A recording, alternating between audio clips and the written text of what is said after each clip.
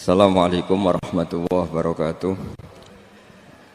Bismillahirrahmanirrahim. Nahmaduka ya ghafuru ya syakuru. Mashalli wa sallim barik ala sayyidina maulana Muhammadin wa ala alihi wa sahbihi asma'in nama ba'du. Kula niki cerita ibadah sing ringan-ringan mawon. Tapi dadekne mlebu swarga. Amin. Terus kula badhe cerita siji mazhab Hasan Sadzili. Terus Hasan Sadzili niku thariqah sing dianut Gus Wafi. Kula nggih beberapa kali dapat ijazah saking Mbah Mun, saking bapak kula. Di antaranipun nggih pesen teng Gus Wafi, sebagian liwat kula ziarah teng Baruzak nggih. Baruzak Termas. Abdul Hasan As-Sadzili niku nate pas teng dalem ditamoni pemuda. Pemuda niku ngrutu. Di kampung kami banyak maksiat, di kampung kami banyak kesalahan. Niku sepundi?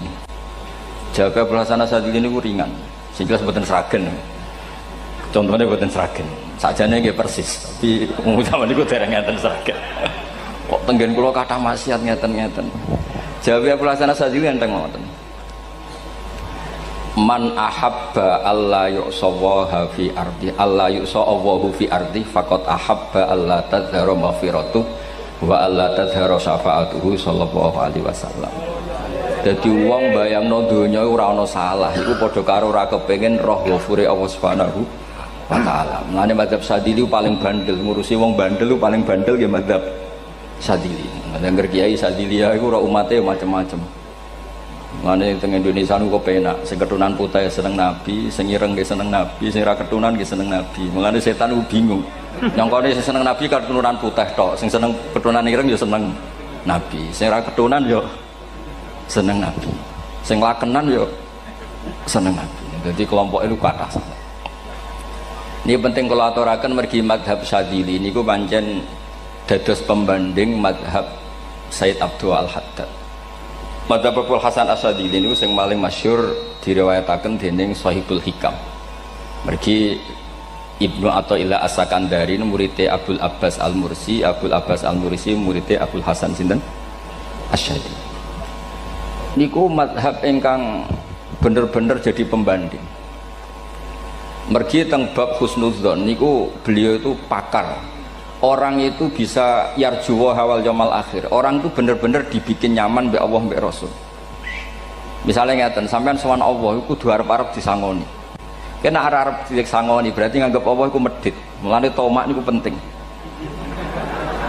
Tapi mbek pangeran aja mbek wong, tapi mbek pangeran mbek. Dados limangka yarjuwa hawal yaumil akhir. Riyen niku zaman kula alit. Niku anggere ana santri lunga iku sanggu sak umbalan. Mergo yakin kiai iku nyangoni. Lho diyakini nyangoni iku keren, berarti diyakini lomo. Lha kok yakin mlebu neraka, berarti nganggep Allah gak Rahman Rahim. Mulane yakin mlebu napa? Swarga. Mok modal urun maulid sak dina ora urun malah entuk.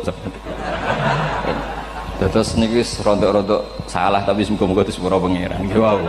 Nak sampean bener niku sifat ghafuri Allah nganggur, nggih. Kerhane efektif ana sing salah. Mulane wonten cerita wonten tiyang teng multazam donga ya Allah, kula paringi mboten nate salah. Iku jawabe pangeran fa'ina adhu ghufra. Wong ora tau salah sifat ghafur iku nganggur. Niki cerita sing sampean aja niru kula. Niki cerita ilmu. Niku mazhab Abdul Hasan napa? Asy-Syadzili. Benten madhabe Sayyid Abdul Al-Haddad itu jalure khauf. Jadi dosa gede apa cilik? Ora ana gede ora ana cilik. Ki aja delok sing mbok dosani, aja delok dosane tapi delok sing mbok dosani iku sapa. Misale Gus Wafi ngutus santri teng mriki, "Cung, tukokno rokok." Rokok itu barang makruh misal. Mestinya kan santri oleh bantah, niki kiai ku piye to barang makruh kok kon nuku. Tapi masalahnya kan arah dituruti ya gelo tenan. Jadi ojo delok kongkonane iku penting ra penting, tapi mukhalafah iku sababul fir. Misalnya kados kula niki, teng mriki kan wonten botol minuman. Cung pindah rene, itu kan barang sepele. Terus sampean takok, urgensinya apa ya harus dipindah? Iku santri mangkelno to. Ya wis dipindah wae, pokoke penting nurut. Iku cara pandang Sayyid Abdul Al-Haddad. Ki aja geman bantah pangeran, senajan to perintahe sepele. Piye-piye mukhalafah ngono iku jenenge Nah cara Abdul Hasan As-Sadzili nggih boten barang gede mbek cilik kudu ana bedane. Wong ana kabair ana saghair. Mosok WA janda beda mbek goncekno ya kudu beda. Wong WA tok kok padha mbek napa? goncekno yo kudu beda, kudu ana sawair, kudu ana napa? Kabair. Tapi cara Sayyid Abdul Haddad mboten delok sing mbok maksiati ku sapa. Sehingga khazanah kita niki penuh dengan ilmu. Mulane wonten bab ijtihad. Ijtihad niku ruangannya luas sekali. Nggih kula bolak-balik nyontokno. Kula sakniki kan jare wong akeh kiai gedhe. Jare wong akeh kula niku kiai gedhe. Nek diundang manakipan tangga yo bingung. Ora teko sawangane kiai gedhe sombong diundang wong cilik ora teko. Teko iku mahjubno kiai sing ora tau pahayu. Gue bingung. Nyatane kula ora teko nggih do matur nuwun Gus. Athok kula mboten lakon. Nah kula teko kan mesti ordere teng kula mboten. Cara sing entuk pitik gedhe nggih kula, salam templek gedhe nggih kula. Berhubung kula ora teko ngresgani tiyang kathah. Saiki misal wonten takok, kiai gedhe diundang musala cilik kesunatan teko apa makruh teko? Cara ijtihad, cara sampean makruh teko napa kesunat? Kula misale diundang ning Sragen ning musala Penceng. Kula niku sunat teko napa haram teko? Haram ya bener nggih haram ya. Setuju haram. Mergo mahjubno ya haram setuju niku. Itu ijtihad. Ijtihad itu ranahnya itu karena nggak bisa ditebak. Ijtihad itu nggak bisa ditebak. Kalau gak ada cerita kata tentang ijtihad, niki betapa umat Rasulullah umat sing bejo, pilihan-pilihan ijtihadnya dibenarkan. Masyhur tenggene cerita Bani Quraidah. Nabi ngendikan, engkau kue jogeman sholat asar kecuali sampai neng kampung Bani Quraidah. Ternyata kurang 2 kilo atau 3 kilo matahari itu mau terbenam. Sebagian sahabat sholat sebelum sampai Bani Quraidah karena takut sampai Bani Quraidah sudah kodok napa asar. Sebagian tetap sholat di Bani Quraidah meskipun sudah kodok asar. Ketika lapor Nabi semuanya dibenarkan. Semenjak itu ada pintu sing darani pintu napa ijtihad. Mulane kula bolak-balik cerita. Wonten kiai nak tangkok, "Cung kowe ngaji mek sapa? Ngaji kalian tiang niki." Kiaimu tau nangis mboten? Lereni ngaji mek kiai ra iso nangis, berarti atine atos. Nak Abdul Hasan Asadili takok icung kaya ngaji mbek kiai sapa kiai fulan. Tau guyu mboten nate lereni. Kiai ra iso syukur mbok jeni. Kiai ra iso syukur kok mbok jeni. Karena itu masalah ijtihad. Nggih masalah napa? Ijtihad. Ijtihad itu polanya enggak jelas. Wonten kiai ora gelem mulang wedok nggih kathah. Alasane wedi fitnah. Wong pancen iman pas-pasan mawon nembe wong ayu ya bingung. Tapi nak diwalik, nak kira gelem wong mulang wong wedok, terus yang mulang wong fasik, atau aliran sesat, itu ya repot. Kue ngerasa paling gak sesat. Ya sudah seperti itu masalah-masalah apa? Ijtihad.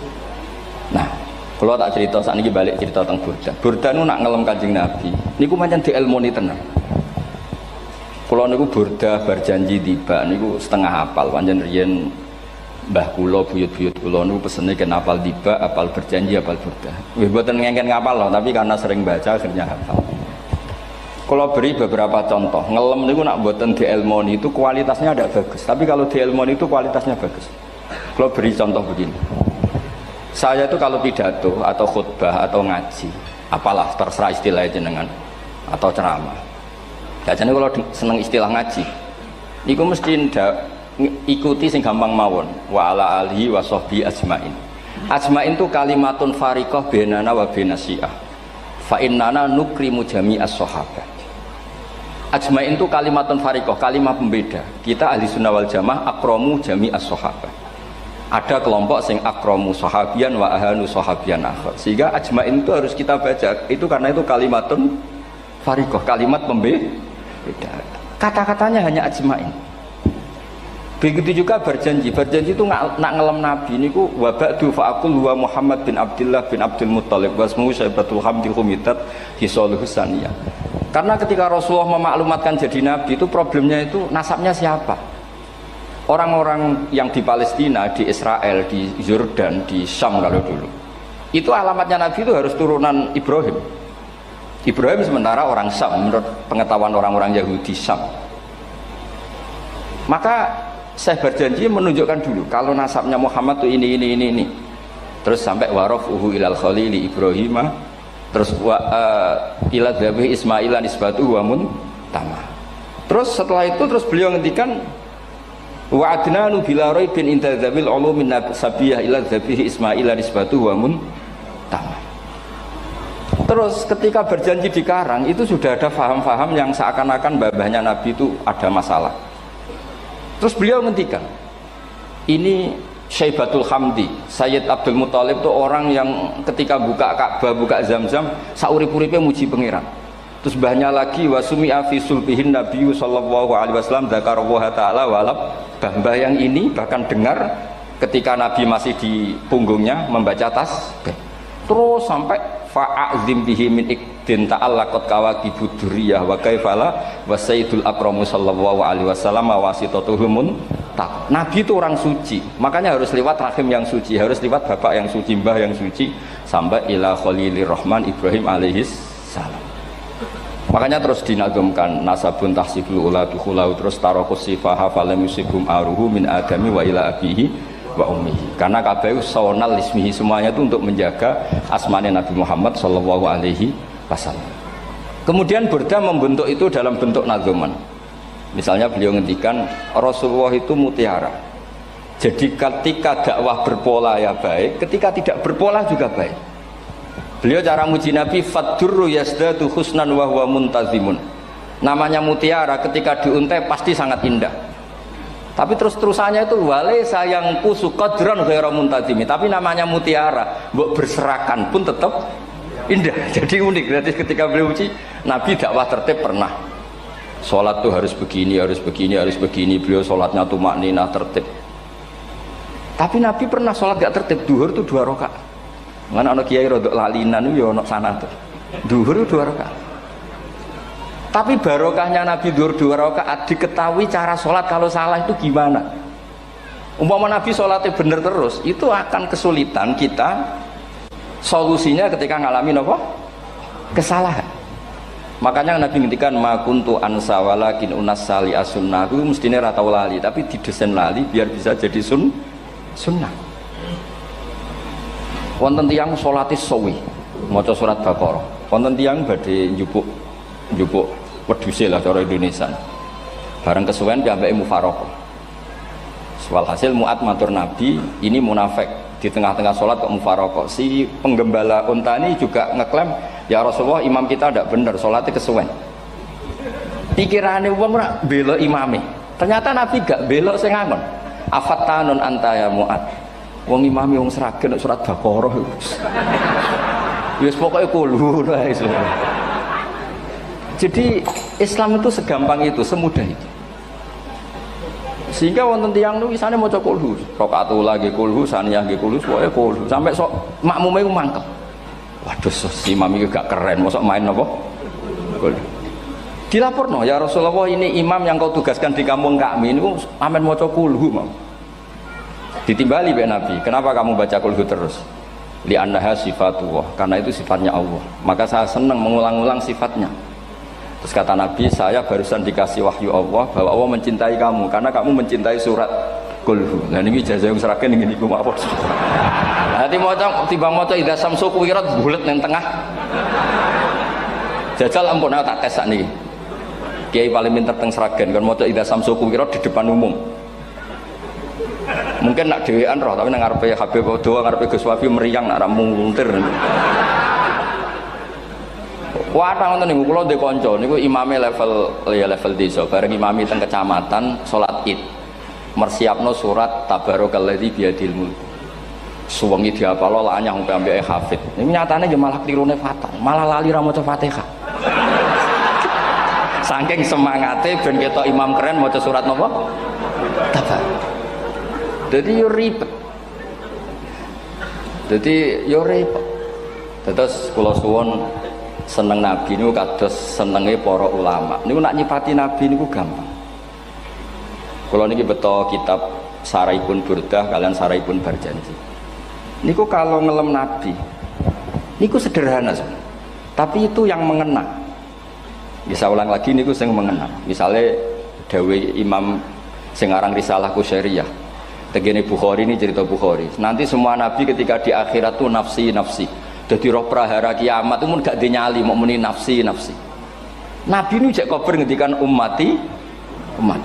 Ketika semua nabi ku pelo wis ra iso muji pangeran, Nabi Muhammad di depan Allah tesih saged muji. Fa ahmaduhu bimahamida allamani rabbi. Ketika nabi lain sudah tidak punya nyali bilang alhamdulillah, Rasulullah masih punya nyali bilang alhamdulillah. Sehingga fa Muhammadun ahmadu min ghairi. Hampir semua ulama ngendikan ahmadu yang Muhammad itu afal tafdil. Fa Muhammadun ahmadu min ghairi. Ketika nabi lain sudah tidak bisa atau tidak punya nyali memuji Allah, Nabi Muhammad masih berani memuji Allah ketika mahsyar. Karena logikanya begini, kira-kira pikirannya nabi-nabi wis kiamat, berarti amal wis ditutup lah, buku wis tutup. Tapi pikirannya Nabi Muhammad boten ngoten. Allah itu tidak diganggu oleh apapun, tidak kena atau tunduk sama konstitusi apapun. Sampean ra iso ketemu Allah. Allah ning pun akhirat, jenengan pun boleh macam-macam nih, mun tutup buku boten saged. Rahmatnya Allah tidak bisa dibatasi oleh akhirat. Saya ulang lagi, rahmatnya Allah tidak bisa dibatasi oleh akhirat. Makanya Nabi tetap berani mengajukan syafaat meskipun sudah finish, sudah akhirat atau sudah finish. Sehingga Nabi muji-muji Allah, akhirnya Allah ngendikan ya Muhammad irfa' ra'sak wasal tu'tah wasfa'tu syafa'. Sudah Muhammad, kamu minta apa tak kasih. Saatnya beliau minta hak napa? Syafaat, disebut maqamam mahmud. Dan ini kula waos kitab kersane orisinil niki betapa sayangi Rasulullah sallallahu alaihi wasallam teng kita. Ketika nabi lain tidak punya nyali kecuali mikir dirinya sendiri, jadi aku punya ngendikan nafsi-nafsi, Nabi Muhammad masih gak ada nyali ngendikan apa ummati.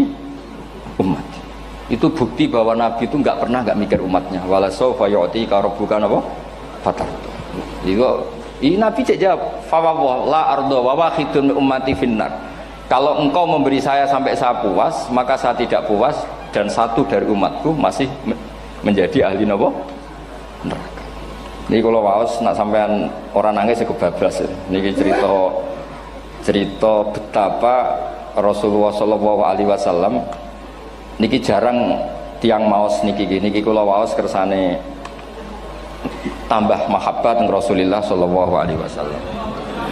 Dados niki kalau cerita ketika Rasulullah ketemu pangeran teng Sidratil Muntaha niku diredaksekno burdah.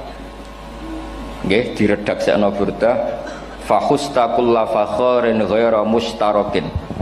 Engkau mendapat kehormatan yang tidak tersaingi. Fakhusta kulla fakharin ghaira mustarakin. Jadi engkau mendapat kehormatan yang tidak akan tersaingi. Wa justa kulla maqamin ghaira mustahami. Atau wakhusta kulla maqamin ghaira mustahami. Dan engkau mendapat satu derajat yang enggak mungkin tersaingi. Mustaham itu enggak tersaingi lah. Walhasil ternyata derajat itu apa?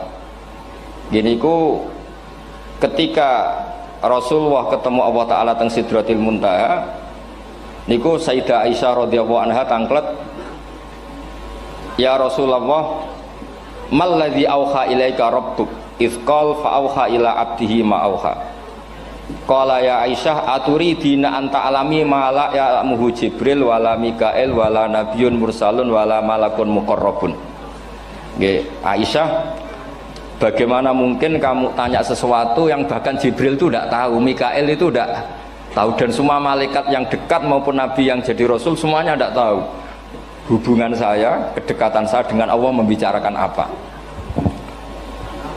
Niku sing dimaksud burdah kaima tafuza biwaslin ayya mustatarin wonten sing maca ayyi mustatarin anil uyuni wasirrin ayya muktatamin. Jadi Nabi ketika ketemu Allah di Sidratil Muntaha itu ada misteri yang hanya Nabi yang tahu. Nabi niki ibu-ibu harus bangga Sayyidah Aisyah jenenge bojo wanita tanglet. Ambek Nabi itu sing ngeles. Itu rahasia yang Jibril saja tidak tahu, Mikail saja tidak tahu, masa kamu tanya? Niki khase wong putri ini. Ya Aisyah, as'aluka bi Abi Bakrin ila ma a'lam tani. Gimana cara Jawa tak kadak nomor tuamu nak gak gelem cerita. Terus kunane kuno niku nggih wong wedok niku saged ngancam. Jadi kamane wis ngancam. Aku lapor bapakku, aku digo muleh sampean rati bojo kabare. Ya rada ribet njenengan ngadepi wong wedok niku lagi ribet. Terus faqala akhirnya Nabi cerita, tapi ya tentu tidak semuanya diceritakan. Inni lama kuntu qaba qausaini qultu Allahumma innaka adzabta al-umam ba'duhum bil hijar wa ba'duhum bil masih. Oh ya, ini halaman 63 62 tentang kitab Khasyatul Bajuri alal Burdah. Ya, kitab Hasyatul Bajuri alal Burdah. Ya Allah, Engkau menyiksa umat-umat sebelum umat saya, sebagian bil hijarah wa ba'dum bil masri wa ba'dum bil khosfi. Fama anta fa'ilun bi ummati. Lalu yang akan kau lakukan untuk umatku itu apa?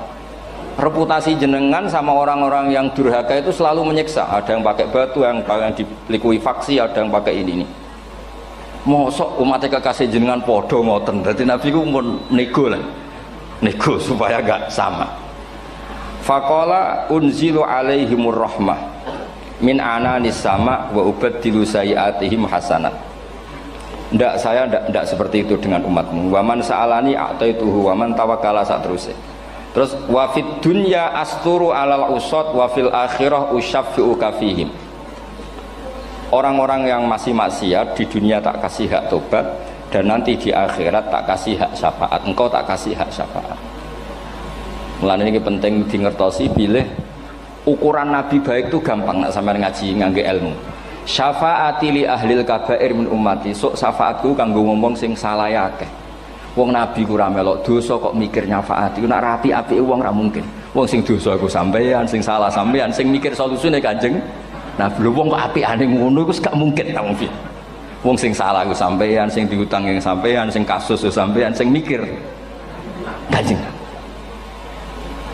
Nah, itu cara ulama ngelem Kanjeng Nabi. Mulane khodam tuhu bimadikhin astaqilu bihi dzunuba umri madha fi syi'ri wal khodami. Dadi aku ngelem Nabi iku sebagai bentuk ngelem sing ndadekno dosaku ben disepuro pangeran. Misalnya kita suka Alphard, muji Alphard, suka Innova, muji Innova, suka kebun, muji kebun. Sing ribet tuh nak suka hewan, seneng kucing nggak ngelem kucing. Lu bareng ngelem Kanjeng Nabi kok ora iso. Lane jari Burdah, aku iku ngelem apa tau iso, mosok aku ora tau ngelem Kanjeng Nabi. Makanya terus beliau hidupnya, kemampuan syairnya didedikasikan hanya nggo ngelem Kanjeng Nabi Muhammad sallallahu alaihi wasallam. Makanya terus ngendikan wa huli kholasi khaira multazim. Saya dedikasikan kecerdasan saya untuk ngelem Kanjeng dan Nabi, dan itu solusi terbaik. Lalu nak ngelem Kanjeng Nabi kadang kebablasan, sampai dikritik banyak ulama karena kebablasan. Gini masyhur beliau ngendikan wala yadi ka rasulullah jahu kabi idzal karimu tajalla bismi muntaqimi. Wonten naskah sing tahalla duka wau teng mriki diwaos napa tahalla napa tajalla Gusti. Tahalla ya. Wonten naskah tahalla wonten tajalla artosipun ngeten. Ya Allah, nabimu ini engkau gelari nabi yang ar-raufur rahim, sebagaimana yang sering disebut Habib Ali Al-Habsyi. Jika nabimu itu ar-raufur rahim, maka ketika engkau mau menyiksa saya dengan atas nama engkau al-muntaqim, zat yang tukang nyiksa, yang menyiksa, maka gelar engkau kepada nabi yang ar-raufur rahim itu kamu kemanakan? Jenengan kudu konsisten, terus kadung ngarani nabi ini jenengan raufur rahim. Maka sifat jenengan yang muntaqim jangan pakai dulu, karena saya ini umatnya Nabi yang kamu beri gelar Raufur Rahim. Paham tak jenengan? Maksudnya ya aja sida nyiksa wong kadung mbok arani Raufur Rahim. Dadi wala yadi ka rasulullahi jahu kabi idzal karimu tajalla tatahalla bismimun takim. Terus sekarang Burdah jenenge Muhammad. Allah kadung janji wong sing jenenge Muhammad ora bakal disiksa. Sebetulnya maknanya ya Muhammad Sayyidul Anbiya nih. Tapi ketika ono panggilan Muhammad ke depan, Muhammad gak boleh disiksa. Jeneng kula nggih Muhammad. Terus Burdah nu saking yakine ngendikan fa innali zimmatan minhu bi tasmiyati Muhammadan wa huwa afal khalqi biz zimman. Gusti jenengan kudu eling nami kula niku Muhammad. Wong sing jenenge Muhammad itu ora oleh disiksa.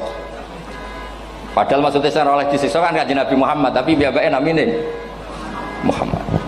Terus ngendikan malih in ati dzamban fama ahdi bimuntaqidi minan nabi wala habli bimun sorim. Gusti kula pun iman mbek jenengan. Iman itu nilainya tertinggi.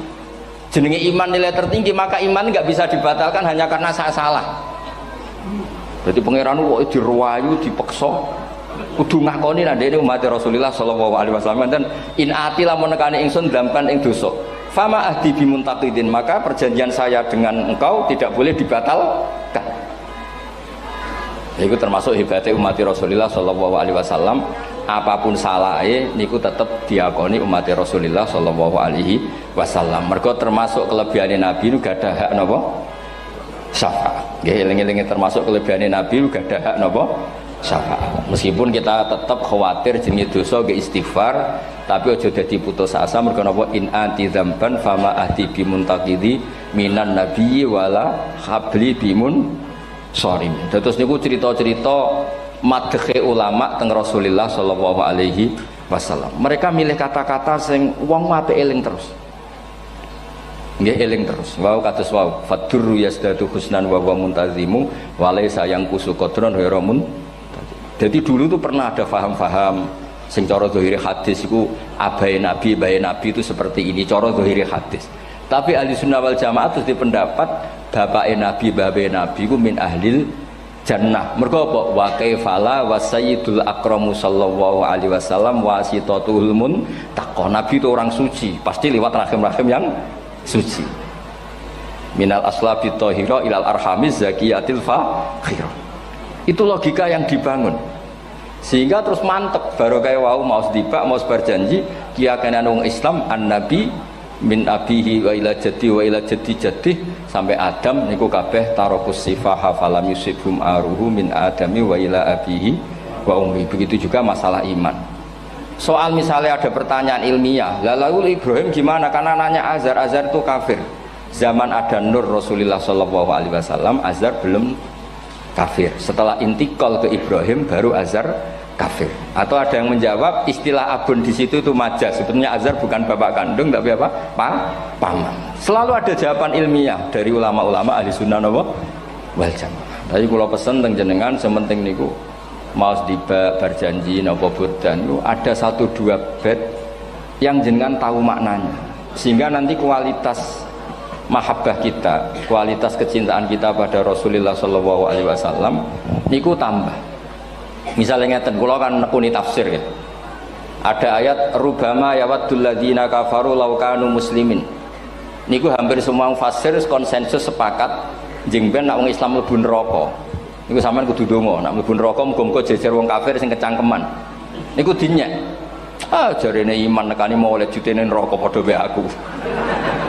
Apa meneh misale sampean hafal Quran jejer wong sing ora hafal, jare kapit kok ora mlebu napa? Neraka. Kudu ana sing ngenyek. Mergo Allah nu tersinggung sakwise ana wong sing napa? Ngenyek. Akhirnya Allah tersinggung. Niku sing diceritakno tiba. Wa izzati wa jalali la ja'altu man akhlasa li bisyahadati kaman kadzdzababi adkhiluhumul jannata bi rahmati.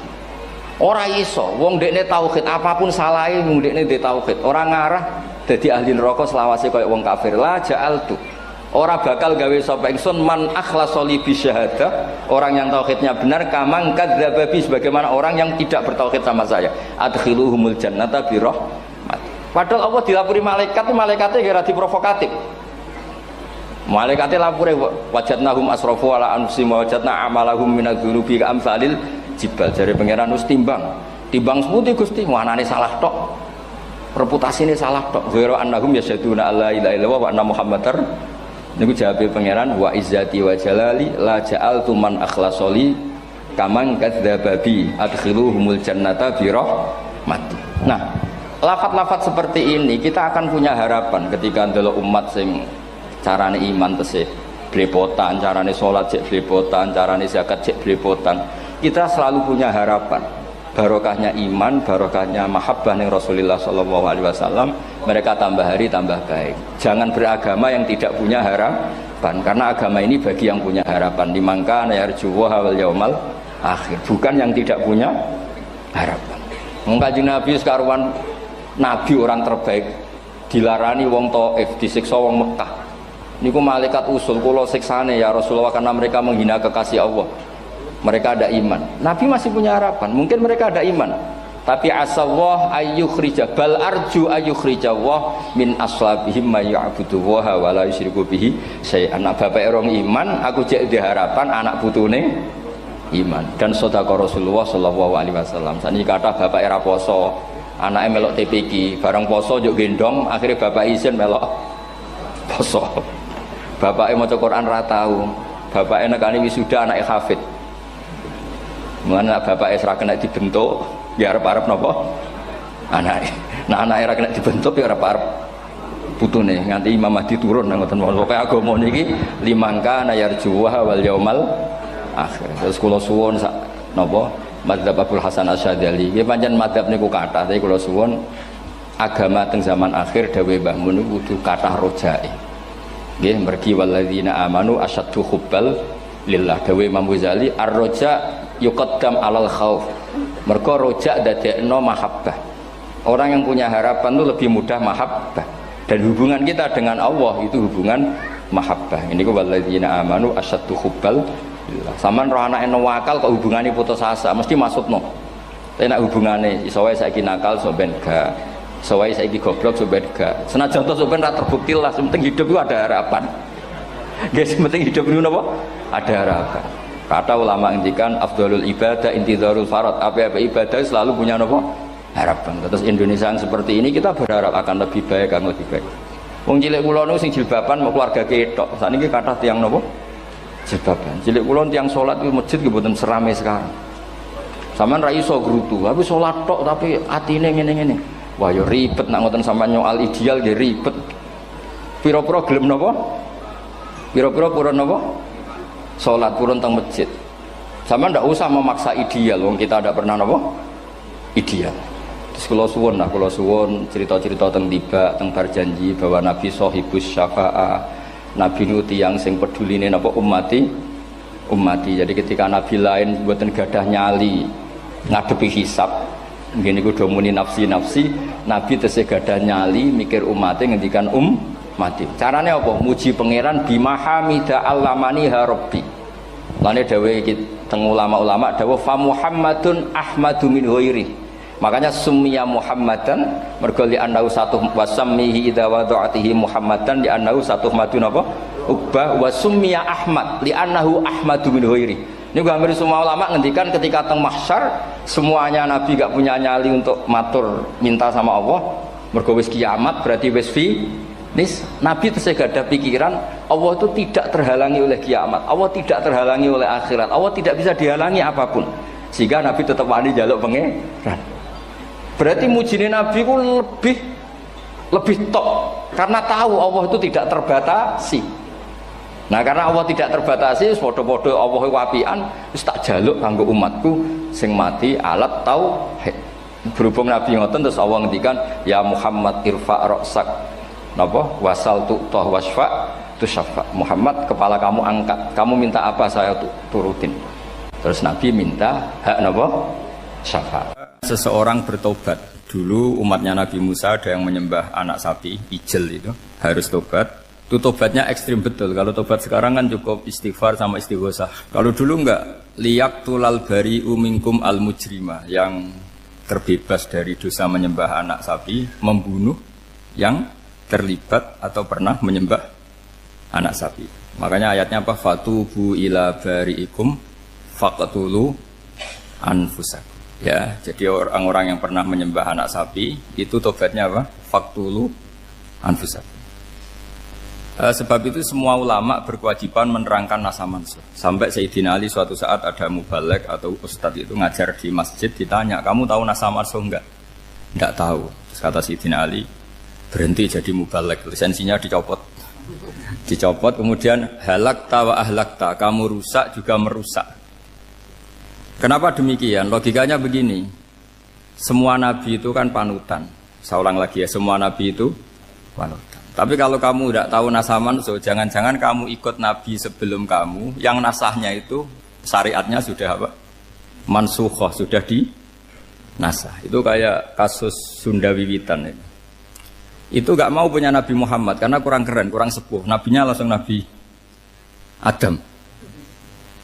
Resikonya adalah beberapa aliran sesat itu, aliran yang kurang benar itu, zaman Nabi Adam kawinan otomatis sama saudaranya.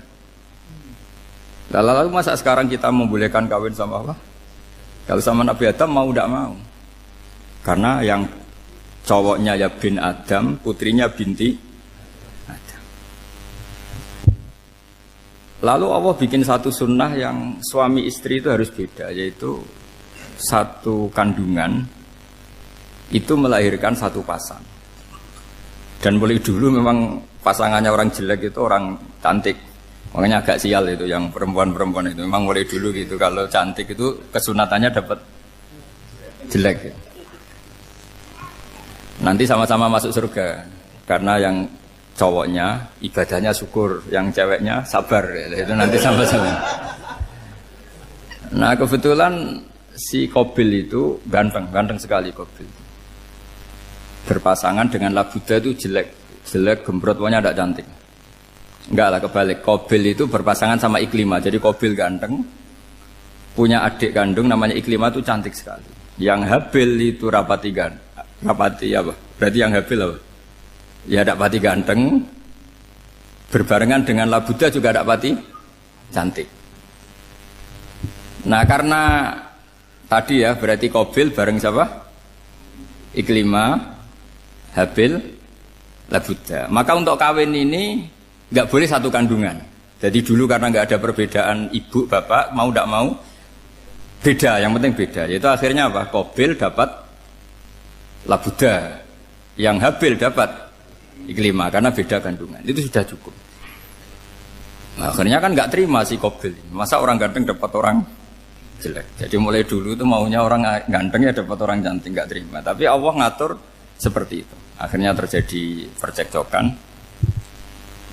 Nah, dulu itu semuanya itu religius, sehingga ukuran percekcokannya masih religi, yaitu ya gini saja, kita ngadakan kurban, yang diterima itu ya menang. Ya ternyata dalam kompetisi itu yang menang siapa? Habil. Akhirnya Habil jadi menikahi siapa? Iklimah. Kalau sekarang kompetisinya kan siapa paling kaya ya menang, lebih gampang. Nah kemudian bayangkan misalnya, ya saya ini menerangkan asa mansuh. Kita semua sering ngomong, sering berkoar-koar, sering menyarankan atau mewajibkan para nabi itu panutan dalam semua perilakunya.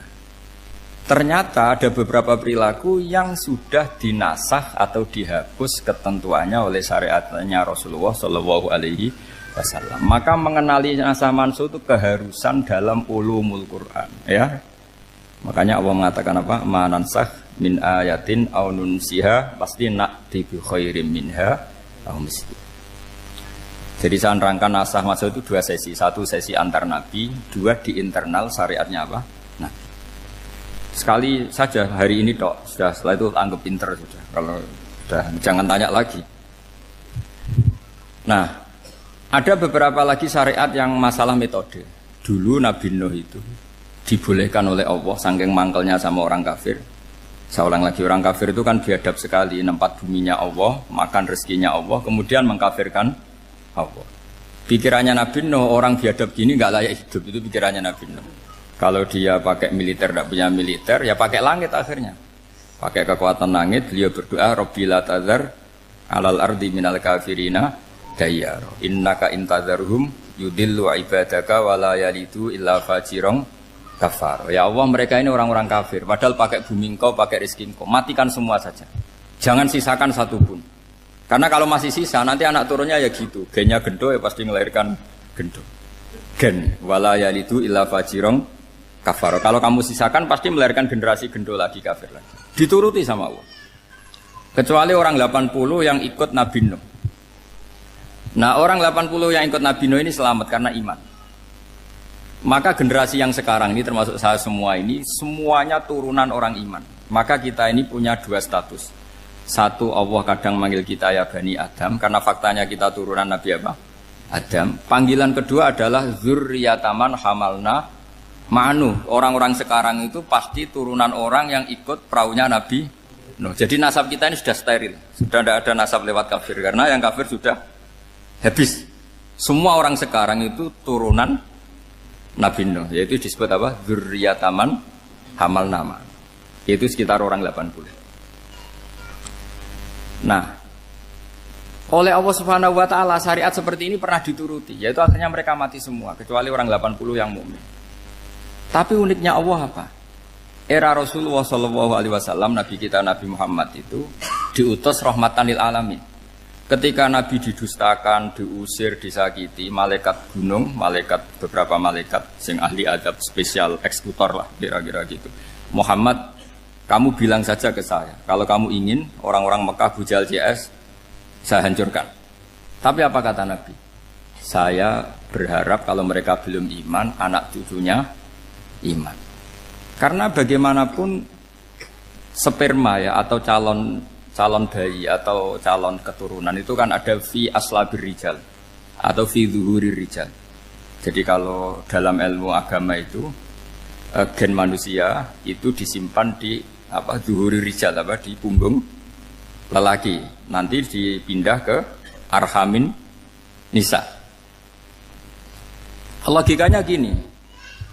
Ini dengerin ya. Logikanya gini, misalnya Abu Jahal. Abu Jahal itu di situ ada orang namanya Ikrimah. Itu anaknya Abu Jahal. Itu orang mukmin.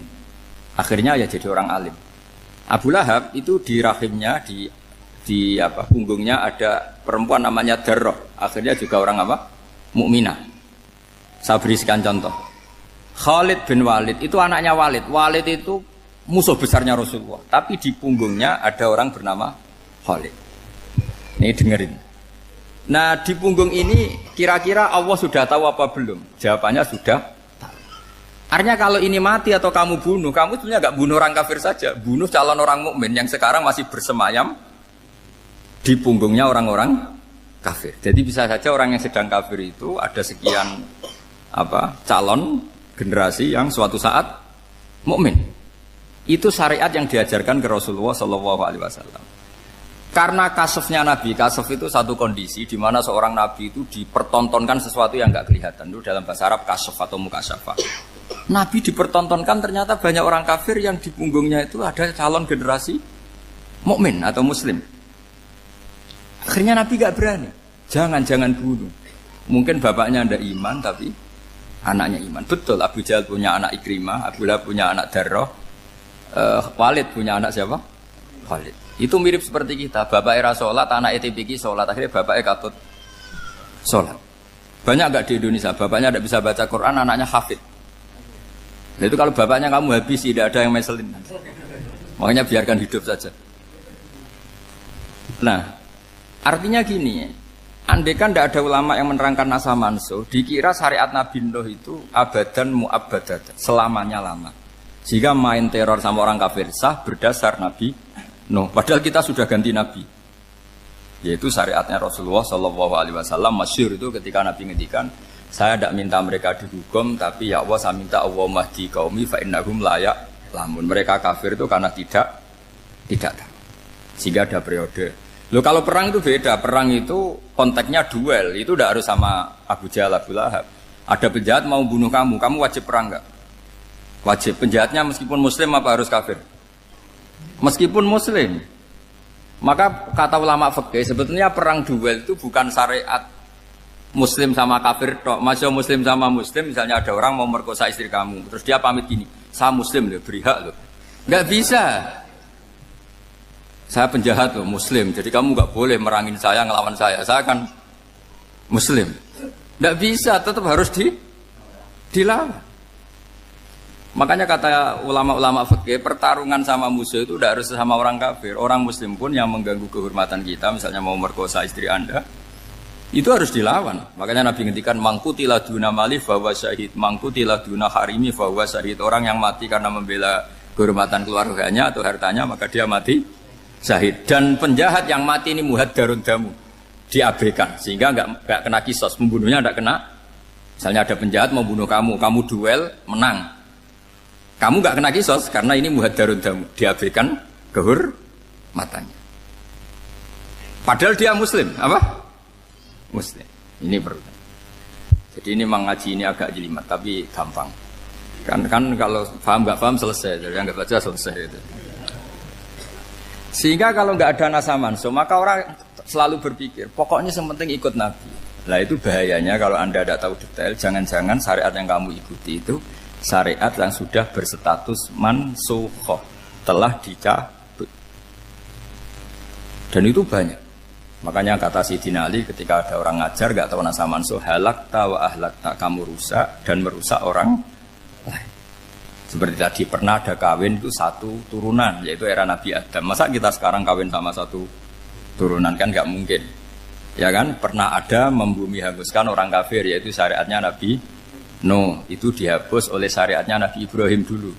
Yaitu Nabi Ibrahim menghentikan apa? Faman tabi'ani fa innahu minni wa man asani fa innaka ghafurur rahim. Ya, kalau orang ikut saya ya Allah ya pasti golongan saya. Kalau yang masih maksiat, masih balelo, saya berharap engkau ampuni. Akhirnya banyak orang kafir tobat. Coba era Rasulullah itu semua orang kafir Mekah itu kafir. Nabi belum wafat. Itu sudah ada 114.000 mukmin semua. Jadi Nabi menangi mayoritas orang menjadi mukmin dari mayoritas kafir. Yaitu disebut wara'aitan nasa yadkhuluna fi dinillahi afwaja. Andai kan Nabi Muhammad pakai syariatnya Nabi Nuh, bisa enggak mengislamkan orang sebanyak itu? Enggak bisa kan? Maka ini penting mengenali nasab mansur. Jadi periode cara wong Jawa maksud no tuntas. Robila tadar itu, pasot tuntas itu, menghabisi itu habis. Di periode Nabi siapa? Nuh. Syariat itu sudah enggak dipakai lagi. Yang dipakai apa? Faman tabi'ani fa innahu minni wa man asani fa innaka ghafurur rahim. Lah Nabi Muhammad ini Nabi yang kena khitab anit tabi' millata Ibrahim hanifah. Jadi masternya Nabi Muhammad itu mentornya Nabi Ibrahim. Sehingga syariatnya ya faman tabi'ani fa innahu minni wa man asani fa innaka ghafurur rahim. Tidak syariat Rabbila tadzar alal ardi minal kafirina daya. Jelas ya. Jadi mengenali nasa manusia itu penting sekali karena kalau enggak Anda halakta wa ahlakta, kamu merusak diri kamu sendiri juga merusak orang lain karena menfatwakan hukum yang sebetulnya sudah berstatus mansukh. Hanya berdasar itu kan syariatnya nabi-nabi dulu. Syariat yang apa? Syariat yang nggak pernah terhapus hanya satu, usuluddin, yaitu tauhid, itu sama. Tapi kalau syariat itu beda-beda, atau furu'iyah itu beda-beda. Yaitu tadi saya beri contoh, era Nabi dulu kalau ada pakaian najis, dipotong, dibuang. Era Nabi Muhammad dicuci. Orang kafir dihabisi oleh langit. Era Nabi Muhammad nggak boleh, bahkan didoakan Allahumma hdi qaumi fa innahum la ya'lamun. Di Qur'annya apa? Wa in ahadum minal musyrikin astajaraka fa'jirhu hatta yasma'a kalam Allah tsumma ablighu ma'mana. Jadi kalau ada orang kafir enggak boleh main dihabisin, mereka beri peluang untuk mengkaji kitabullah hatta yasma'a kalam Allah. Kalau mereka sudah berpeluang ngaji, harus tsumma ablighu ma'mana, harus dijamin keamanan. Ya, karena apa? Dzalika bi annahum qaumul la ya'lamun. Bagaimanapun mereka memang karena tidak tahu. Nah, kenapa tidak tahu? Enggak. Karena tadi mereka tertutup oleh kultur yang beratus-ratus tahun. Mbah-mbahnya mereka menyembah batu, menyembah berhala. Ya tahunya itu ya Tuhan. Bagaimana Anda bisa menjelaskan sesuatu yang sudah beratus-ratus tahun kan tidak gampang. Maka ada periode dimaklumi. Apa? Kalau era sampean kan, mosok waktu disembah saking gobloknya orang. Kamu lahir kan sudah nyembah Allah, tidak nyembah batu. Bayangkan kalau kamu jadi mereka. Wong perut kamu saja disuruh makan pizza sakit kok, karena saking lamanya makan sambal kan gitu. Kamu bilang perempuan Indonesia saja cantik kok, saking lamanya jadi orang Indonesia. Padahal orang Indonesia tanyakan orang Eropa, cantiknya di mana? Kamu lahir di Afrika, bilang orang Afrika itu cantik, tanyakan orang Eropa, cantiknya di mana? Hitam gitu kok. Jadi orang itu pasti terkooptasi oleh sekelilingnya. Orang Afrika akan bilang wanita Afrika itu cantik. Coba tanyakan orang Eropa, cantik apa enggak? Belas. Orang Eropa yang kulitnya gitu kata orang Eropa indah, kata sampean koyok anaknya kebo katanya kulitnya. Jadi orang itu akan terkooptasi oleh sekelilingnya. Bayangkan kalau semua orang nyembah berhala terus kamu ndak, alasan kamu apa? Kan menentang mayoritas. Dan itu berat. Maka dimaklumi oleh Allah, dzalika bi annahum qaumul la ya'lamun fi manah panyeruah.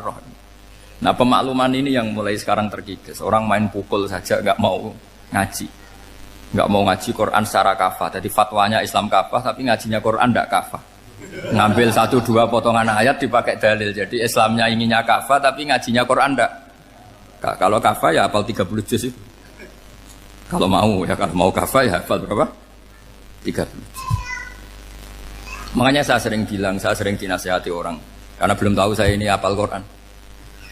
Bapak harusnya Islam itu kafah. Kata saya ya dimulai dari konsep Islam itu kafah dulu, apa ya hafal Quran secara kafah. Jadi ini penting saya utarakan. Bahaya sekali orang mengenali Islam tanpa mengenali nasah mansukh. Karena beberapa syariat Nabi sebelum kita itu berstatus mansukh. Terus contoh berikutnya, ini nasakh mansukh antar Nabi apa khusus internal Nabi? Antar Nabi aja nggak selesai nih sampai subuh aja nggak selesai. Contoh yang paling keren mungkin cowok semua senang. Nabi Dawud dulu istrinya berapa? 99. Nah itu kalau masih halal itu kan berarti jenengan tuh punya istri berapa? Wah itu kan ngeri betul. Punya satu aja repotnya gitu apalagi berapa? Punya 99. Terus kamu bilang gini, ini kan syariatnya Nabi Dawud, Nabi kan bisa diikuti. Pernah ada periode di mana seperti itu boleh. Jadi makanya mau tidak mau ngenali nasakh mansukh itu harus. Kalau enggak ya kamu masih berkeyakinan boleh beristri berapa? Nah ini penting saya utarakan. Makanya Sayyidina Ali itu kalau ngetes calon mubaligh, kira-kira kalau Kemenak dulu inginnya apa? Sertifikasi apa? Mubaligh. Itu tanyanya gitu. Ta'rifun an-nassa wal mansukh, kamu apa tahu nasakh mansukh? La. Jawabnya Sayyidina Ali, halak tahu ahlak tahu. Kamu orang yang rusak. Karena tadi takutnya ada syariat yang sudah mansukh dipakai. Itu tadi misalnya kita ini tidak umatnya Nabi Nuh, tapi pakai syarat Robbila tadar alal ardi minal kafirina. Terus ketiga begini, misteri manusia itu. Dan ini kita tidak pernah tahu sampai kiamat, tapi ini ilmu harus kita diskusikan. Misalnya saya ini namanya Bahauddin. Saya sekarang hidup sampai 2019 sekarang. Kan hanya Allah yang tahu berapa turunan saya sampai kiamat dan statusnya kayak apa. Donald Trump juga gitu. Donald Trump itu sekarang kafir, tapi kita tidak pernah tahu nanti turunan keberapa ada yang Muslim. Lah turunan yang calon Muslim ini diletakkan di mana kita tidak tahu. Yang jelas kalau kamu bunuh itu katut itu. Artinya gini, logika membiarkan orang kafir itu ya ada logikanya. Gitu. Logika membunuh karena mereka mau membunuh kita ya ada logika fikihnya, karena kalau kita ada membunuh dibunuh. Makanya semuanya hukum ini terus bergantung al-hukmu yaduru ma'ilatihi wujudan wad. Di sini terus dipertemukan. Makanya semua nabi itu kalau yang namanya membunuh pasti pas perang saja, karena ini kondisi yang memang pilihannya hanya dua, kalau nggak dibunuh ya membunuh. Ada duel lah. Maka ini butuh kajian fikih dan orang nggak boleh subjektif dalam hal ini. Saya ulang lagi, tidak boleh subjektif. Karena tadi, orang yang kamu katakan sekarang misalnya Zaid, kamu itu bodoh sekali. Kenapa bodoh? Nggak hafal Quran, nggak pernah kuliah, nggak pernah ngaji. Ternyata Zaid ini bersemayam calon anak yang alim alama hafal Quran. Namanya Umar, tapi masih jadi sperma. Suatu saat Zaid itu punya anak alim alama. Kan banyak orang nggak bisa baca Quran punya anak hafid. Banyak nggak di Indonesia? Banyak nggak petani yang punya anak dekan? Petani punya anak dekan. Yang dekan punya anak naik kelas saja susahnya bukan main. Banyak kan? Nah ketika dibalik nanti ada dekan punya anak goblok, yang petani punya anak dekan, pinter mana? Kita tidak pernah tahu. Makanya ini kan ya sudah, kalau nggak pernah tahu ya bilang saja wallahu alam, kan selesai. Daripada keminter keliru kan ada wallahu alam. Makanya cerita favorit guru saya, Kiai Haji Maimun Zubair itu punya apa namanya Kiai Zubair. Itu cerita favoritnya itu ada santri namanya Soleh. Soleh itu alim alama. Orang Madura itu cara berpikir kan kalau kiai saja alim seperti itu, apalagi bapaknya. Pas bapaknya main ke pondok, santrinya ada ribuan. Bapaknya main ke pondok itu, sholat itu ya gak bener, gak sesuai sunnah Rasul lah kira-kira gitu. Sudah sholat itu gak bener, apa-apa gak bener. Masih ditakwil sama santri Madura, karena orang Madura itu kultus. Mungkin khilaf itu satu khusus, pokoknya perlakuan khusus. Suatu saat saking bodohnya orang itu, kenceng tuh pinggir musola. Wah ini gak bisa ditakwil lagi, akhirnya gak bisa ditakwil tuh gak. Wah ini sudah gak bener ini, gak bener. Singkat cerita santri tadi gak kuat matur ke kiainya, Pak Yai, jenengan sealim itu kok bapaknya segoblok itu. Kenapa? Ya, dia kenceng pinggir musola. Oh bapak saya tuh pinter sekali. Kok bisa? Karena beliau yang memutuskan saya mondok sampai saya jadi alim alama seperti ini. Yang bodoh itu mbah saya. Yang bodoh itu mbah saya kan.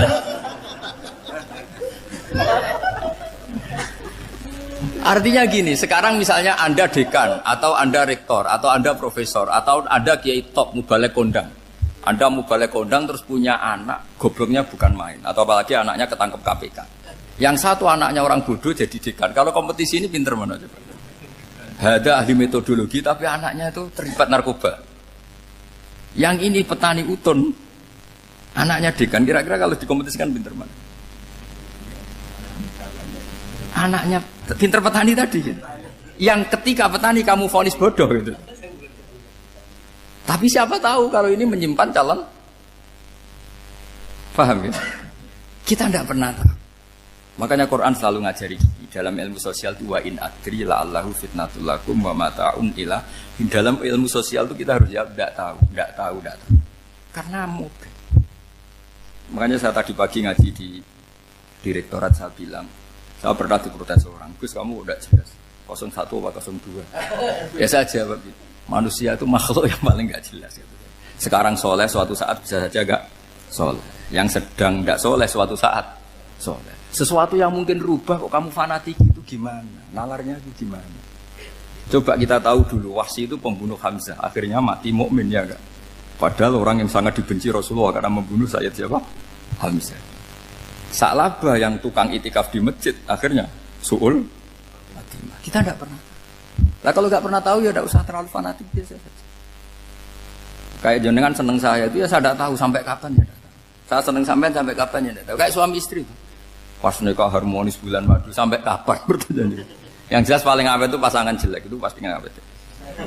Makanya jadi guyonan. Pasangan itu jangan baik-baik gak awet. Kalau jelek itu awet. Ternyata maksudnya cantik sama ganteng. Itu suatu saat pasti jadi jelek. Yang jelek sama jelek pasti jelek terus. Makanya jadi guyonan. Kalau pasangan jelek itu awet katanya. Tapi kalau pasangan baik, ternyata baik wajahnya itu pasti gak awet. Suatu saat pasti jelek. Tapi yang jelek awet. Karena mulai dulu ya jelek sampai itu. Awet jeleknya maksudnya bukan. Ya jelas ya. Jadi saya mohon sekali ini ilmu. Sampai ndak urusan ini bukan urusan cocok ndak cocok tapi ilmu. Ilmu harus kita dengar. Bahwa syariatnya para nabi itu yang sifatnya furu'iyah, tidak usuliyah, tidak tauhid itu potensi rubah. Sehingga mengkaji nasa mansuh itu satu keharusan seorang ulama. Makanya setiap ada syariat nabi, hal hadis syariah mu'abbadah amla, mansukhah amla. Karena potensi itu tinggi. Kita tahu dulu semua nabi sholat menghadap apa? Baitul Maqdis. Era Rasulullah dipindah ke Ka'bah. Tapi kalau kamu katakan total Baitul Maqdis ya tidak juga. Nabi Ibrahim mulai dulu madhabnya ke Ka'bah. Tapi kalau Nabi Musa ke Baitul Maqdis. Terus kamu bilang ini 01, 02 ya memang syariat jadi sesuatu yang furu'iyah. Nah, kenapa ini furu'iyah? Jawabannya sederhana. Ketika seseorang menghadap Ka'bah itu menghadap batu apa menghadap Allah? Allah. Ketika menghadap Baitul Maqdis hakikatnya menghadap Allah apa menghadap Baitul Maqdis? Allah. Maka menghadap Ka'bah itu sebenarnya masalah furu'iyah. Yang masalah usuliyah adalah inni wajjahtu wajhiya lilladzi fataras samawati wal ardh. Yang permanen adalah menghadap Allah Subhanahu wa taala. Cuma secara prosedur syariatnya secara zahir menghadap Ka'bah. Maka potensi rubah karena ternyata itu furu'iyah. Untuk kiblatnya itu furu'iyah. Yang permanen adalah menghadap ke Allah Subhanahu wa taala. Ini penting ya. Jadi terus sekarang masih antar nabi apa di internal nabi? Ini sudah mau selesai waktunya, sudah habis ini. Internal. Ini sudah selesai, ini sudah pas ini. Mohon Pak Amir. Oh. Jam ini sudah. Sampai mana tadi? Diteruskan apa enggak? Sudah ya, sudah kayaknya sudah. Biar kelihatan cerdas terus. Sekali pertemuan sudah pinter gitu. Berapa? Setengah jam sudah pinter. Yang internal nabi apa antar nabi? Internal ya, sudah sekarang ke internal. Kalau internal lebih banyak lagi contohnya. Yang masyhur tentu masalah Baitul Maqdis. Dulu Rasulullah pernah sholat menghadap Baitul Maqdis 16 bulan. Berapa? 16 bulan. Kila 17. Pokoknya khilafnya hanya 16 dan 17. Kalau ada bilang 10 bulan berarti gak pernah ngaji khilafnya. Karena khilafnya itu hanya 17 sama 16. Akhirnya sama Allah diminta disuruh menghadap ke Ka'bah.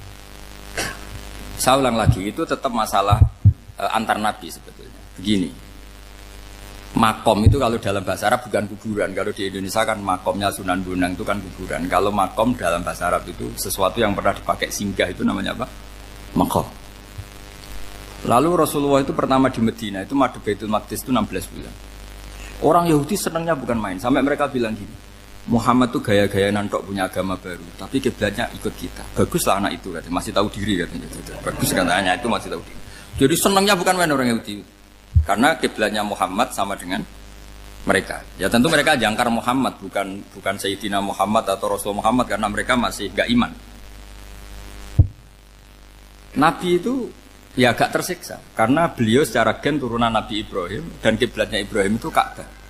Agak tersiksa tapi sami'na wa ata'na tetap madhab ke Baitul Maqdis berapa? 16 bulan. Suatu saat Nabi Muhammad itu disuruh madhab Ka'bah. Ini dengerin. Akhirnya madhab ke Ka'bah. Apa yang terjadi? Orang Yahudi komentar gini, Muhammad itu gimana? Dia di perantauan, rindu sama keluarganya. Terus rindunya itu diaplikasikan jadi perilaku agama. Jadi dia madhab Ka'bah dianggap kangen. Kayak saya kan orang Rembang. Rembang itu apanya Jogja? Timurnya apa-apanya? Enggak, Jakarta itu mana Jakarta itu? Barat sana ya. Ibaratnya saya orang Jakarta, terus merantau di Jogja. Dulu kiblatnya itu menghadap ke timur. Terus ketika madhab ke barat, kata sampean, wah itu padunya kangen apa? Keluarga. Juga kurang ajar orang Yahudi. Jadi orang Yahudi itu memang paling pinter bully. Makanya kalau sampean tukang bully itu ya agak-agak, ya enggak. Saya tidak ngomong agak ya, pokoknya agak-agak. Ya. Pinter bully orang Yahudi. Makanya enggak ada orang debat sepinter orang Yahudi. Yang bisa ngalahkan hanya Tuhan itu. Orang Yahudi yang bisa ngalahkan hanya Tuhan. Udah Sayyidina Ali tak orang paling terkenal cerdas. Itu kalau sama orang Yahudi itu pusing. Karena ya apa logikanya itu? Saya beri sekian contoh. Ada orang Yahudi tanya gini, Muhammad, kalau kambing mati itu yang bunuh siapa? Ya Allah, mati langsung itu. Agama kamu itu aneh, Mak. Yang langsung sentuhan Allah haram, tapi yang lewat tangan-tangan jahil manusia malah halal. Harusnya itu yang halal kan orisinil, langsung Allah yang bunuh. Jadi utaknya itu aneh, dari cara berpikir itu aneh. Nah cara sampean kan, nak halal pangan kue. Tapi Nabi kan nggak boleh bertutur kata kasar gitu. Kalau yang jadi Nabi saya untalan ngono kan gitu. Tapi Nabi kan nggak boleh kasar. Jadi Nabi itu problem karena nggak boleh apa? Kasar. Kalau kita kan gampang, wis nak halal untalan kan selesai, Pak. Tapi Nabi nggak boleh kasar gitu. Jadi jadi nggak Nabi, sampean itu kan enak. Mau keliru ya pantas, mau apa saja pantas. Karena kan nggak panutan. Kalau Nabi nggak bisa meluruskan kebenaran itu harus tetap sesuai akhlak. Ya jadi agak kerepotan. Makanya punya Umar alhamdulillah ada yang nggak perlu aturan gitu. Jadi enak. Jadi ya itu memang aturannya harus itu. Coba Nabi itu perang tapi nggak boleh bunuh. Kayak apa susahnya? Beliau jadi sasaran tembak tapi nggak boleh bunuh. Kalau sahabat kan enak, duel, relax, santai, bisa tarung. Kalau Nabi nggak boleh. Makanya Nabi meskipun ikut perang terus nggak ada sejarah orang yang dibunuh. Ya, hanya satu peristiwa itu pun dibaca orang kafir, ditangkis Nabi, pedangnya kembali ke dia mati. Tapi nggak ada yang Nabi. Karena Nabi kalau pembunuh nanti itu terus kayak pendekar kan, susah juga punya Nabi kok. Habis perang misalnya Nabi tanya, Muhammad habis serang berapa? 1000. Ya repot juga punya Nabi mantan apa? Membunuh, meskipun yang dibunuh orang kafir. Tapi kan kayak apa ya? Fitrah manusia itu akan menolak kepemimpinan orang yang gitulah pokoknya nggak bisa diterangkan itu. Makanya Nabi itu nggak pernah bunuh, meskipun kayak apa musuhnya, tapi nggak pernah bunuh. Untungnya di sekeliling orang-orang yang tadi. Jangan bilang itu suka bunuh ya, pokoknya perang gitu ya. Perang dengan bunuh itu beda loh ya. Kalau perang itu fair apa? Fair. Sampai mana tadi? Nabi Ibrahim ya tadi. Makom tadi saya ulang lagi. Nabi Muhammad menghadap ke Baitul Maqdis itu hanya Allah nuruti. Ini loh Nabi betul.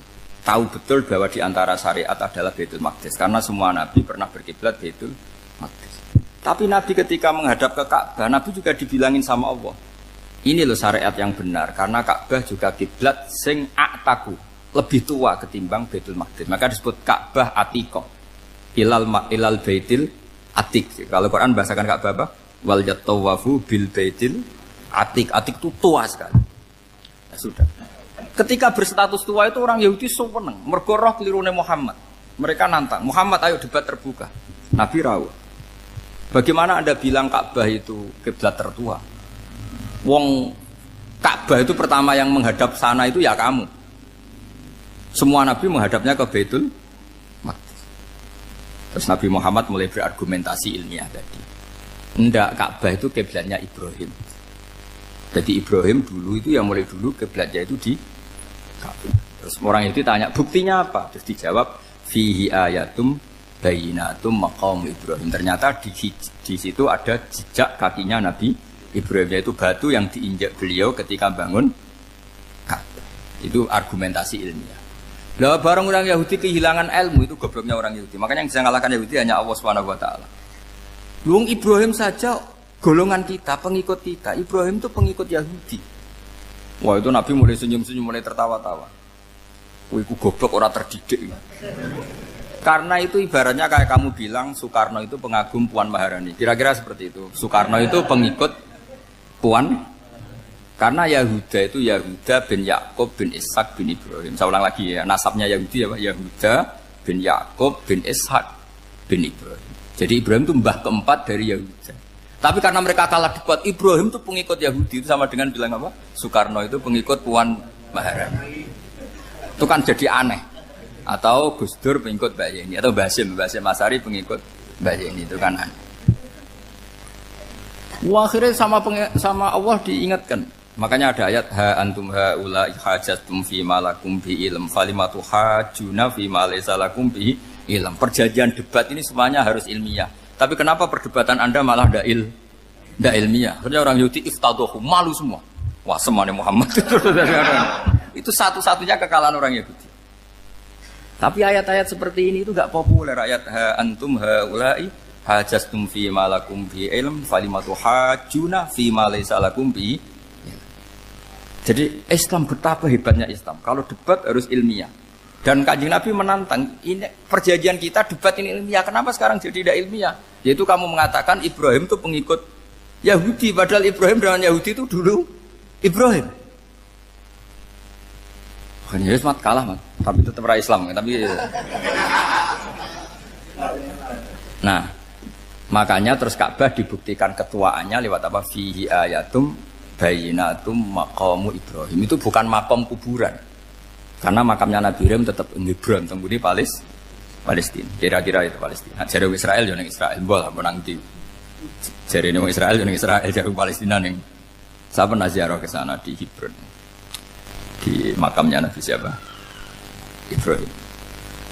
Jadi jelas ya, jadi nasa mansur itu ketentuan yang dikehendaki Allah Subhanahu wa taala untuk menguji loyalitas manusia, menanggalkan semua akalnya. Makanya saya mohon sekali siapapun yang ngaji saya dimanapun, sekali-kali manusia itu harus menanggalkan akalnya. Sekali Anda pakai akal, maka Anda akan ingkar dengan nasa mansur. Nasa mansur itu hukum yang direvisi, yang dibatalkan. Makanya orang Yahudi lagi-lagi pinternya orang Yahudi, merovokasi orang-orang yang Islamnya belum kuat, diprovokasi gini. Ungzuru ila Muhammadin tahayyara fi din yukhillu yauman wa yuharrimu ukhra. Lihat itu Muhammad, dia kebingungan cara beragama. Kadang bilang A, besok bilang B. Jadi nasa mansur dianggap satu bentuk kebingungan. Gak kurang ajar tapi. Wah, akhirnya sebagian orang yang murtad. Makanya nasa mansur itu satu peristiwa yang menjadikan banyak orang murtad. Karena diprovokasi orang Yahudi bahwa itu bentuk kebingungan Muhammad. Akhirnya terus saya qulu sufaha minan nasi ma wallahum angqiblati mulati kanu alih. Nah, kelirunya orang Yahudi adalah ternyata nasa mansur yang dipilih Rasulullah itu semuanya ada di Taurat dan Injil. Termasuk di Taurat dan Injil disifati dan Nabi sholli ilal qiblatain, bahwa Nabi ini akan bersolat dengan dua kiblat. Makanya tetap ditantang. Qul fa'tu bit Taurati fatluha in kuntum shadiqin. Kalau kamu tidak percaya bahwa saya ini orisinil, ayo bareng-bareng mengkaji Taurat. Tapi mereka tidak siap mengkaji Taurat. Karena Taurat semuanya mendukung Rasulullah Muhammad SAW. Fatluha in kuntum shadiqin. Makanya ini penting sekali ngaji. Jadi perdebatan itu macam-macam. Dan itu pinternya orang Yahudi. Ungzuru ila Muhammadin tahayyara fi dini yukhillu yauman wa yuharrimu ukhra. Ini penting sekali. Makanya nasa mansur itu uji loyalitas. Itu Imam Malik kalau mencontohkan ke Imam Syafi'i. Saya berisikan contoh fikih. Ini saya melanggar waktu ini. Ini sudah berapa? Saya yang tidak mengesahkan diri saya. Ya misalnya ini ya, ini kertas bawa ya, ini kertas bawa. Terus ini tak kasih uang misalnya, uang 100.000. Atau kalau contoh Imam Syafi'i dulu dididik Imam Malik begini. Ya Syafi'i, kalau kamu punya 2 budak, 2 pembantu, kalau dulu kan masih ada budak, 2 pembantu lah kira-kira. Seneng mana, yang cerdas sama yang goblok? Seneng yang cerdas. Kalau yang nurut sama yang bantahan, seneng yang nurut. Lah yang nurut itu yang goblok. Makanya tinggal dibalik saja.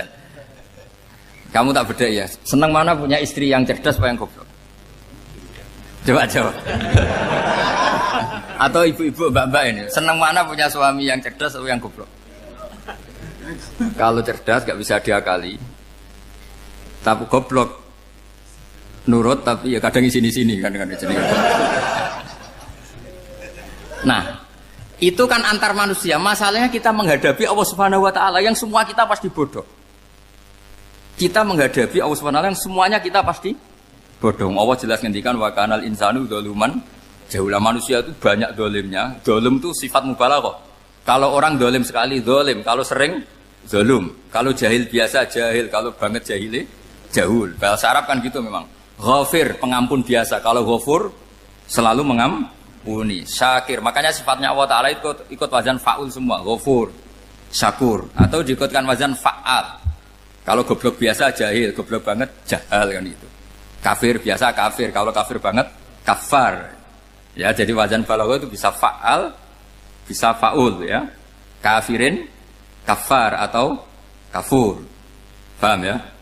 Malah ngaji nahwu. Ya tapi ini memang perangkatnya ya. Ini kan perang mau tidak mau. Makanya misalnya Allah tidak suka kulla kafarin banget kafir ya, Pak. Paham ya? Kulla khawanin banget khianate. Kalau khain khianat biasa, kalau khawan sering khianat. Lah manusia itu kata Allah apa? Zaluman. Wis banget dolime, banget bodoh. Itu kalau yang ngarang hikam mencontohkan tuh gini. Manusia itu pas bener saja salah, apalagi pas salah. Jadi manusia itu kata Imam yang ngarang hikam itu man itu kanat mahasinhu masawiyah fakih fala takunu masawihi masawiyah. Ketika baik saja buruk, apalagi ketika buruk. Coba kalau ada orang dermawan sama teman-temannya, tanyakan istrinya. Duit dihambur-hambur, disekno kanca ngalono bojo. Mesti gitu. Teman yang sering silaturahim ke teman-temannya, kata temannya baik, senang silaturahim, tanyakan istrinya, oh meninggali wong. Jadi manusia pas baik saja ada buruknya. Apalagi pas buruk. Makanya dulu bapak saya ngajarin saya istiqomah ya apik ya. Tapi kadang-kadang nak keterusan itu ora istiqomah ngangkangi orang dia tidak punya kesempatan. Misalnya ada imam masjid ngimami terus sampai tua sampai mau mati. Itu istiqomah apa tidak memberi peluang yang lain? Tidak jawab saja.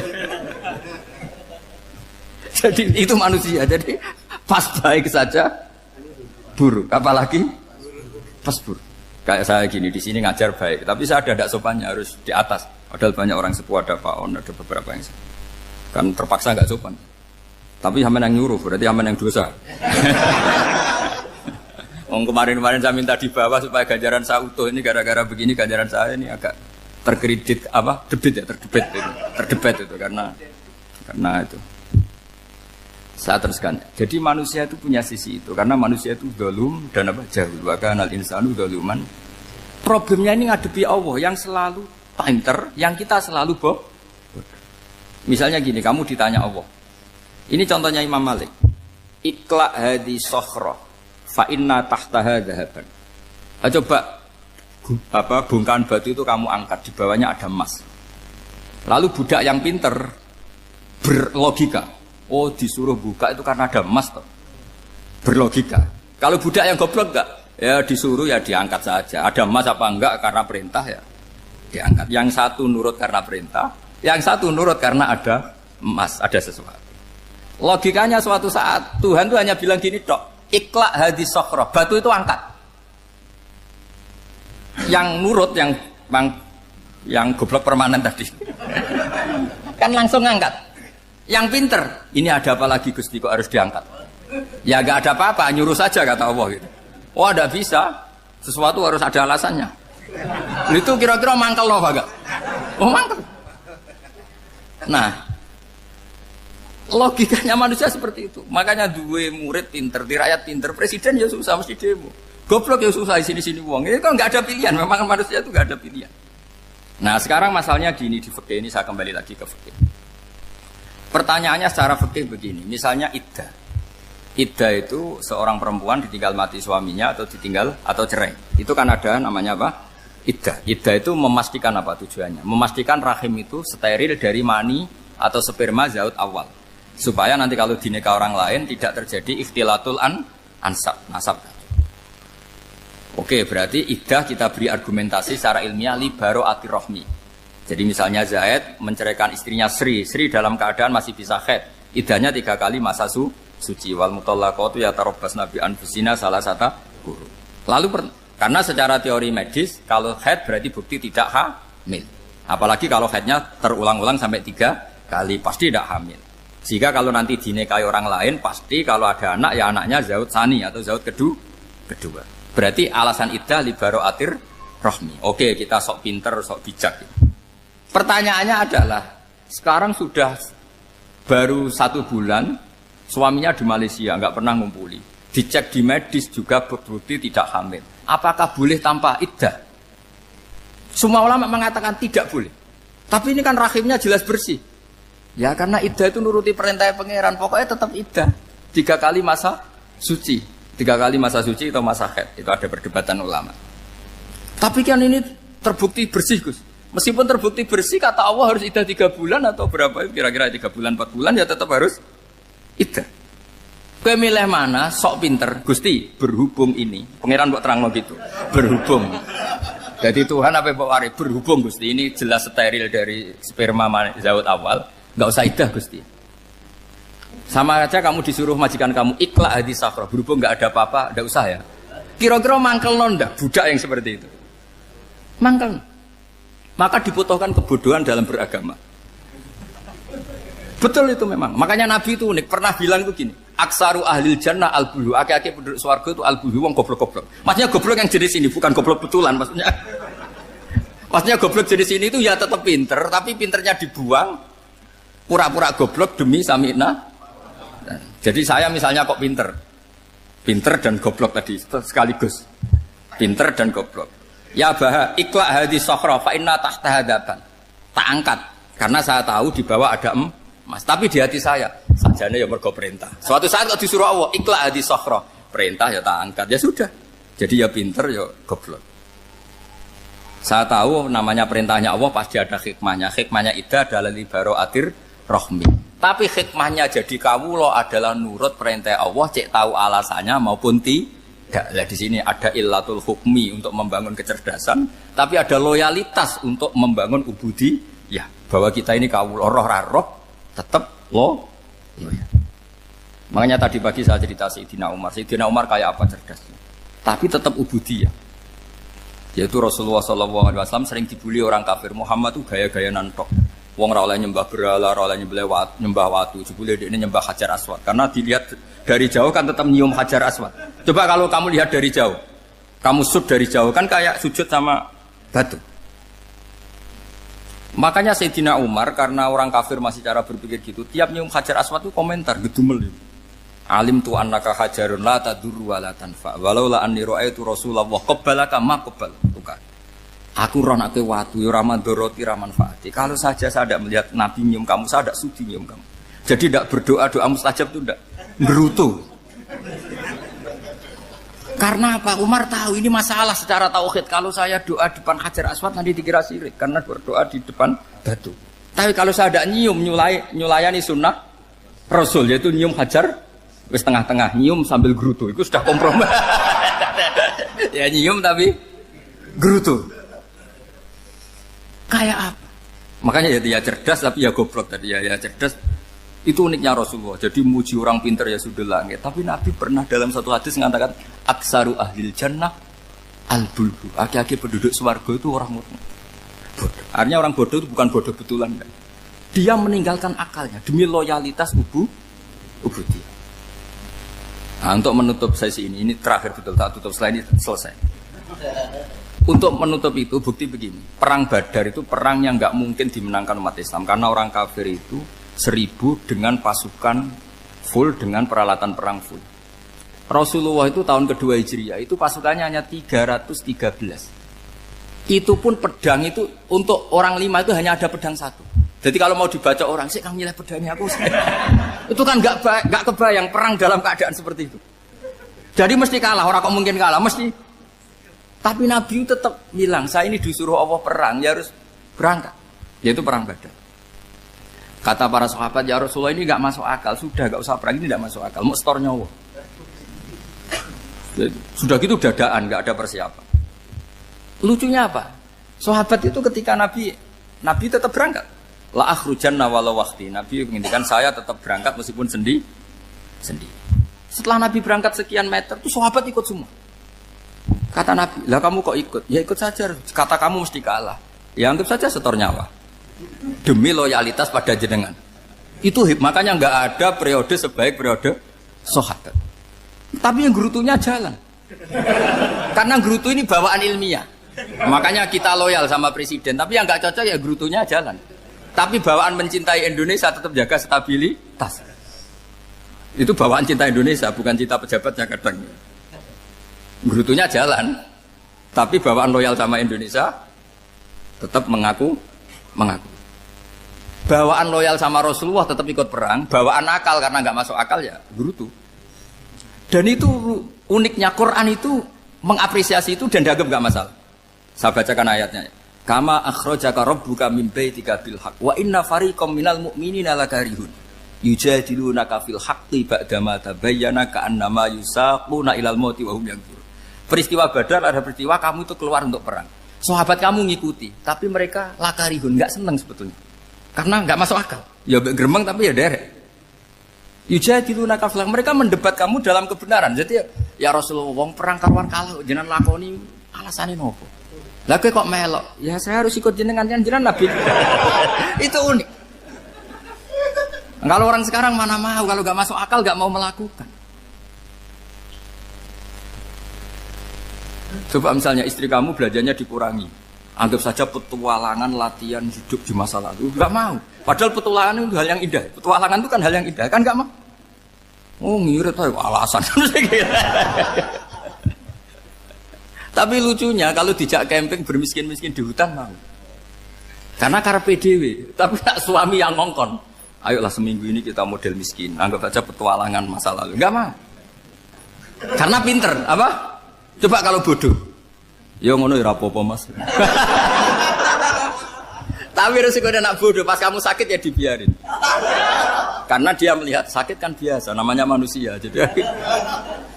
Makanya ini pilihannya susah, hidup itu masih susah makanya ini. Jadi uniknya Quran gitu. Quran itu membolehkan psikologi manusia. Makanya Allah ngendikan kutiba alaikumul qital wa huwa kurhul lakum. Ya saya tahu kamu tidak suka perang. Allah yang ngakui bahwa kurhul enggak apa-apa.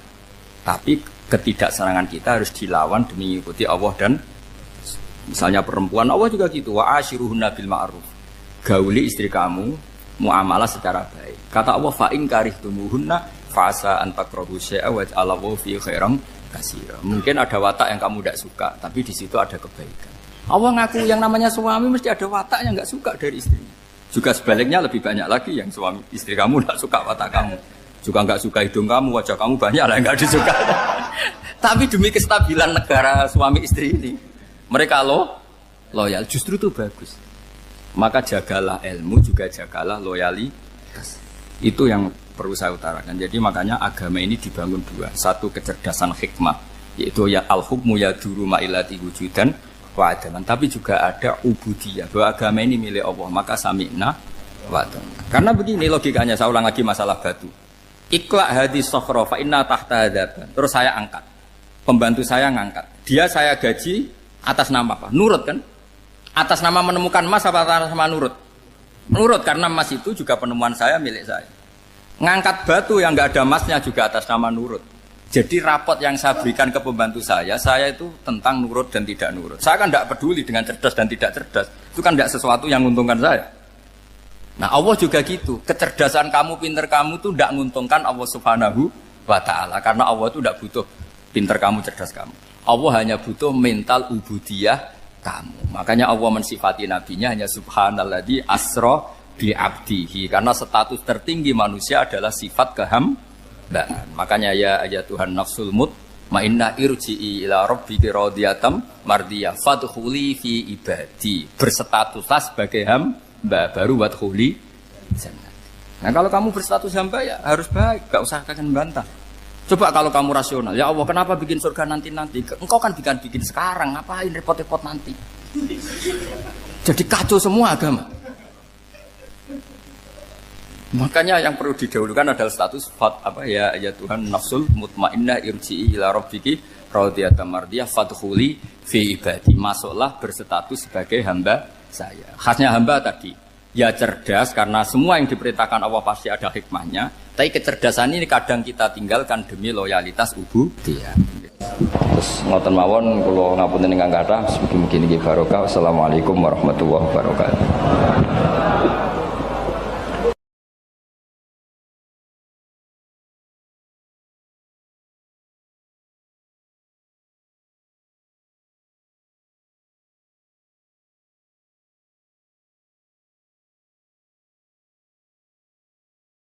Ono bajingan kondang, gak tahu konangan. Atau koruptor paling gampang. Koruptor urung ketangkep KPK. Terus dicolong. Iku sing njupuk barang ning omahe terus darani maling. Padahal luwih maling koruptore. Dieling-eling nggih, kula baleni malih iki pentinge ngaji ya. Dadi aja geman iktimat mbek barang sing ora wujud. Demokrasi itu tidak wujud. Hak asasi manusia ya tidak wujud. Ini tidak bisa Anda buat pegangan supaya nak ketemu Allah Subhanahu wa taala. Mergo barange ora wujud. Dadi kabeh ning donya iki liyane manusa udah sering maca tasbih, sering salat. Ya kowe ora roh. Kowe ora usah takok carane. Kados kowe iman nak gedang ana gizine, sego ana gizine. Kowe ora tau takok kan manggone endi carane piye. Dadi kabeh manuk, kabeh kewan malah maca tasbih. Sing ora jelas ya manusa niku separuh maca tasbih, separuh ora. Nak kabeh kewan maca tasbih. Kowe ora usah takok ora carane piye terus bahasane piye. Wong dikandani kok malah takok carane, iki malah lucu. Mulane terus dadi anekdot masyhur iku. Maksiat tetep maksiat, setan roh maksiat. Lah umume setan iku nek ana maksiat iku seneng kecuali sitok nyelingkuhi bojone setan. Wah, nek iku setan lah ngamuk. Dadi satu-satunya maksiat yang setan pun ndak seneng iku nyelingkuhi bojone setan. Iku Allah ya ora seneng, setan ora seneng. Iku satu-satunya contoh maksiat sing setan pun ndak seneng. Lah guyonan ngoten niku penting karena itu tadi. Hukum itu kalau nuruti pandangan manusia dawuh Imam Syafi'i iku ruwet. Mergo al-qaulu qaulu sahibil ya. Angger sing nyekel sawangane sing duwe. Dadi kados koruptor sing donyane akeh, duwe alpat macam-macam itu nek ana sing nyolong sepeda montore sawangane ya salah. Padahal ini dhewe hasil colong. Nah, tapi ke bener nyolong ya keliru, nyolong kok bener. Ya wis ngono agama wis ngoten niku. Lah mulane walillahi mulkus samawati wal ardh. Assalamualaikum warahmatullahi wabarakatuh. Bismillahirrahmanirrahim. Nahmaduka ya ghafuru ya syakuru. Mashalli wa sallim barik ala sayyidina maulana Muhammadin wa ala alihi wa sahbihi asma'in nama ba'du. Pun kula terangno kados adate ulama-ulama riyin nggih. Dados pertama jenengan iman nek Allah niku wajibil wujud. Eling-eling nggih. Awal kita iman Allah wajib napa? Wujud. Dadi fawwau maujudun qadimun napa? Bagi mukhalifun lil khalqi bil itlaqi. Jadi intinya iman itu harus pada sesuatu yang wujud. Asy'. Lah wujud sing paling awal itu Allah Subhanahu wa taala. Terus liyane niku mboten wujud. Niki kula gadah cerita sithik niki kula haru tenan roh cerita niki. Ada seorang demokrat sejati. Orang yang sangat-sangat membela demokrasi itu akhirnya dia masuk Islam. Ketika masuk Islam itu alasannya sederhana. Demokrasi itu ndak sayun maujud, ndak sesuatu sing wujud. Kok tak bila-bilane nganti mati ku lha opo? Sebenarnya aku nak ning akhirat iku mahwa demokrasi. Dadi dekne tobat akhire. Engko aku nak mati demi demokrasi. Terus demokrasi dhewe enggak sesuatu sing wujud. Apa iso nyafaati aku? Lah ini yang konco-konco mahasiswa atau LSM atau siapa saja harus mulai mikir. Jadi banyak kita itu ngimani sesuatu itu tidak wujud. Tapi demokrasi itu makhluke piye rupane. Nah Nabi Muhammad jelas orangnya ada, figur yang ada. Jadi bisa memperjuangkan kita nanti di akhirat. Kiai jek ono, masih ono sing darani syirik lah nak percaya kiai tetep wonge ono. Lah nak demokrasi. Ya sebenarnya akhirat, ya Allah, saya mati ini demi demokrasi, celukan demokrasi. Kon ngajukan apa?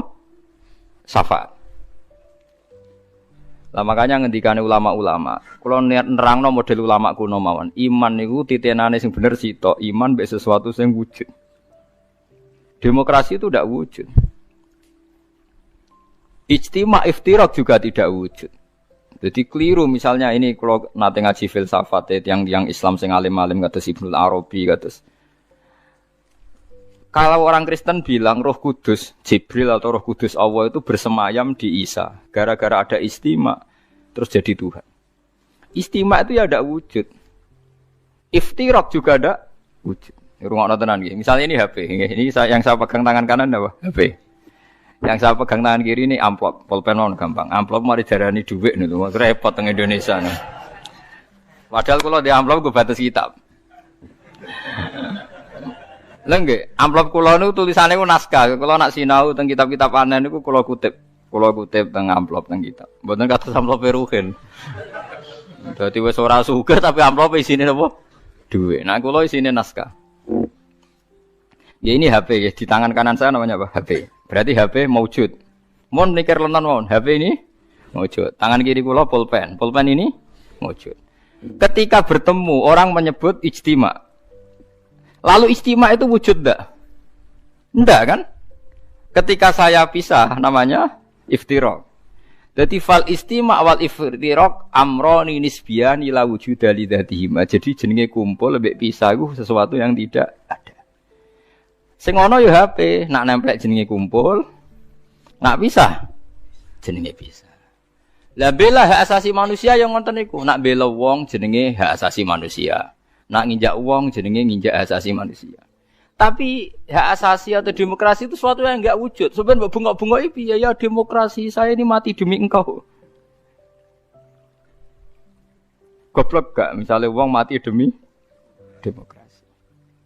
Lah makanya Islam itu mendorong aja sampai kowe kaya wong kafir, nyangka amale ana gunane jebule muk kaya amun-amun, mbok sangka banyu jebule ora ana. Kaya kowe nyangka demokrasi sesuatu sing sakral jebule barange ora ana. Beda bela Nabi Muhammad, bela Imam Ghazali, bela ulama-ulama, piye wae ana wujude. Paham nggih? Nek ana wujude ana kemungkinan ana komunikasi, ana saling tolong menolong. Atok wong mati demi nyari makan, sego ana wujude. Ya iku paling angel ning bab filsafat. Tapi manusia itu seneng ae tertipu mbek kasaro bim biki ati yahsabu dzamanu. Nah, jadi barang ra wujud disangka wujud. Wow, kados amun-amun disangka wujud. Jebule. Lah wujud kula baleni malih iki. Kecuali begini, Anda bela demokrasi karena itu mbok anggap amal soleh yang disahkan Islam. Berarti kan bukan karena demokrasi, karena panduan Islam yang membenarkan ada di antara bentuk. Kalau begitu kan Anda dipandu oleh napa? Islam. Misalnya ada orang kecil ditindas majikannya, terus kamu bela orang kecil. Wah ini atas nama demokrasi tidak boleh. Tapi di hati kamu sebetulnya bela Islam, karena Islam menyuruh menolong yang lemah. Yang menolong yang lemah dalam konteks nasional misalnya dibahasakan demokrasi itu boleh. Tapi masalahnya juga nanti mungkin Rasulullah cemburu. Dadi yo sing apik ora jare aku tapi jare demokrasi. Lha iku yo repot meneh. Nah selama ini kasusnya begitu, semua kebaikan seakan-akan sumbernya dari demokrasi, tidak dari nopo Islam. Menolong orang lemah, demokrasi. Membela kaum minoritas, demokrasi. Menegakkan keadilan. Dan aku itu takokno Kanjeng Nabi. Jadi aku ora tau mbok sebut. Resiko lagi kan? Wes saiki semenjak ngaji ini kayak milih ndi? Milih dipandu demokrasi atau milih dipandu Kanjeng Nabi? Tenan wani. Nah, engko nang isen ngarepe wong akeh lho, masalahnya kan kurang gaul misal. Nah, mulane wong kudu mikir, adinu aqlun waladina liman la aqlala. Terus sing wujud iku HP, sing wujud iku pulpen. Nak ditemplekno jenenge kumpul, nak dipisah jenenge bisa. Tapi pisah mbek kumpul barang sing ora wujud. Lah barang ra wujud saiki udah dimani orang mati demi demokrasi. Lalu demokrasi itu apa wujud? Mana ada orang tobat itu perkara ini. Nanti kalau saya di akhirat ditolong demokrasi kan tidak juga. Amalannya pun bener, iman yang kenjenengan be Allah, be Kanjeng Nabi pun bener. Mergi iman be barang sing napa wujud. Lalu kedua, Kalau Anda iman fungsinya makanan atau minuman atau makhluk selain Allah, niku bener wujud, tapi wujud yang berkesudahan. Makanya disalahkan juga sama Allah, wong barang berakhir berkesudahan kok mbok imani. Makanya namung iman be Allah Subhanahu wa taala mergo hayyum bak napa hayyum bak. Makanya Allah ngendikan wa tawakkal 'alal hayyil ladzi la yamut. Kena tawakal ya be zat sing ra iso mati. Karena kena percaya presiden mati. Percaya ya wujud tapi mati. Ya bingung barang presiden. Paham ya? Duit ya ilang. Wis mati sik malah sedurunge wis mati duit wis mati. Sing urip-urip kan kowe. Dadi duit wastine wis apik tengok-tengok wis mati. Paham ya? Lah wong kafir senengane dewa-dewa ana amal padahal hakikate kasarobi yahsabu dzamanu iki hebate Quran. Terus wong iku kudu mikir. Dadi yang kita bela-bela iku barang sing ora wujud. Demokratisasi itu ndak wujud. Kita harus bersambung, kita harus punya visi bersama. Sebab biasa uni-unine kowe ketok saiki kowe jog ngaji kula niku mukmin. Mukmin niku pokoke nek cara Allah apik wis lakoni atas nama perintah Allah. Mergo iki demi barang sing wujud. Aja geman Allah ra mbok elok-elokno, mergo berarti kowe ngimani barang sing mboten wujud. Kalau saiki akhlak darani etika, kebaikan darani norma. Allah ora tau disebut. Kebaikan bersama, norma bersama. Saiki Allah iku silang. Wah, anggere barang apik jenenge etika, barang apik jenenge norma. Ora tau muni Allah ngajarkan ini, Rasulullah. Suwe-suwe bahkan orang itu sampai bisa bayangkan tanpa agama karena merasa sudah bisa menemukan norma tanpa agama. Lucunya banyak santri yang ikut itu. Ya itu musibah. Musibah tenan niku. Iku berarti dekne imane koyo wong kafir. Kasarobi tasabu dzamanu napa? Ma hatta idza ja'u lam yajidu tenan ketika dibela-bela nanti di akhirat demokrasi itu udah ada. Sing ana Allah, Allah nyalahno kowe. Sing ana malaikat mungkar nakir, malaikat malik nyalahno kowe. Nah, makanya sekarang dilatih iman itu dimulai dari sesuatu sing bener-bener wujud. Liyane iku amrun nisbiyun, amrun apa? Nisbiyun to amrun i'tibariyun. Iku mau kal istima' wal iftira. Amun saya paham ya, terus etika, norma, demokratisasi enggak sesuatu sing wujud. Iku ahwal. Ahwal ora iso nulung kowe. Mulane syarat iso nulung sesuatu ini harus napa wujud. Lah setelah sama-sama wujud, sekarang makhluk itu ya wujud, tapi wujud yang bisa berkesudahan. Sehingga tidak bisa diimani. Paham gitu, terus niki sindirane pangeran. Terus nomor kalih, uang nak wis salah, iku koyok peteng sing tumpo-tumpo. Peteng tumpo-tumpo, niku ngeri banget. Kalau niku duwe cerita niki kisah nyata. Ada seorang bakul mie.